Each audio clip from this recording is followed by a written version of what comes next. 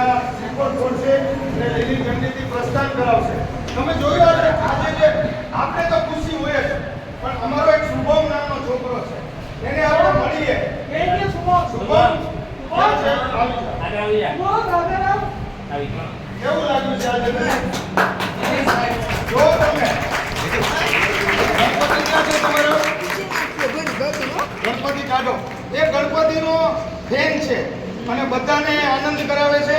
એકદમ નિર્દોષ અને નિખાલસ છે. એમ ના માનતા કે કોમ્પ્યુટરમાં કંઈ નથી આવડતું. એને મેં લેટર આપ્યો. બેનને બતાવો. તમારો ફોટો પાડવાનો છે બેનની સાથે. હા, હું પકડી રાખું. એ ગણપતિને બધાને પગે લગાડે છે કે ગણપતિ તમને આશીર્વાદ આપશે. બેનને પણ કહેશે કે ગણપતિ તમને આશીર્વાદ આપશે. તમે જો દિવ્યાંગ છોકરાઓનો જેમ આપણને ઊંઘ હોય છે. હવે અમારી વચ્ચે મીર છે. મીર આગળ આવશે. મીર આવતો ને આગળ આવતો ને બેનની જ્યારે ફોટો પડાવે. મીર છે એ મવડીથી પોતે સાયકલ લઈને આવે છે. સૌથી આઈટીઆઈમાં મારાથી પણ પહેલા જો આવતો હોય ને તો એ મીર આવી જાય અને કોમ્પ્યુટર ઉપર બેસી જાય. મીર કેટલી સાયકલ ચલાવી હતી? ઇલેક્ટ્રિક સાયકલ ચલાવી હતી અને એના વિડીયો પણ મેં ફેસબુકમાં મૂક્યા. એને ઈચ્છા છે કે મને ઇલેક્ટ્રિક મળે તો આપણે દર્શિતાબેનને એવું કહીશું કે આપણા બાળકોને ઇલેક્ટ્રિક સાયકલ કે ઓલી જે ટ્રાયસિકલ મળે એના માટે પણ આપણે વિનંતી કરીશું. Thank you Mir. આપણે ડેફ વિદ્યાર્થી છે.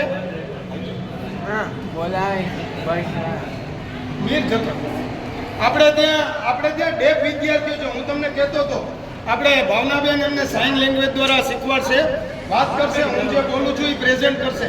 ભાવનાબેન બક્ષી આ બે ડેફ વિદ્યાર્થી છે, પોતે ગ્રેજ્યુએશન થયેલા છે. આપણી જે ડિજિટલ કંકોત્રી જોઈ ને દર્શિતાબેન વાળી, એ આ 3 છોકરાએ ભેગા થઈને બનાવી છે. તો આ બંને આ 20 છે આવા ડેફ વિદ્યાર્થી છે. આ એક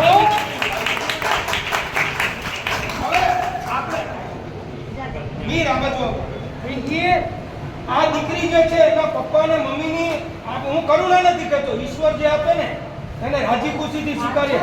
3 દીકરી ડેફ છે, એક નહીં. 3 સાંભળતી નથી અને બોલતી નથી, પણ એના પપ્પા મને વારંવાર મળે છે.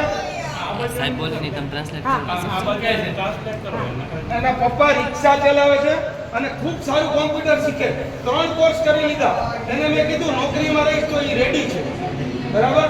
આપણા 3 બાળકોને મળ્યા અને આપણે જોઈએ કે આપણે તંદુરસ્ત હોય તો બધાય કરો.